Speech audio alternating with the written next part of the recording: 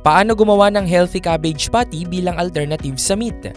Ang DIY na ito ay hatid sa inyo ng ADESA. Kung gusto mo ng ulam na healthy at less meat pero bagay pa rin sa kanin, maaari mong subukan ng paggawa ng cabbage patty. Pero paano nga ba gawin ang recipe na ito?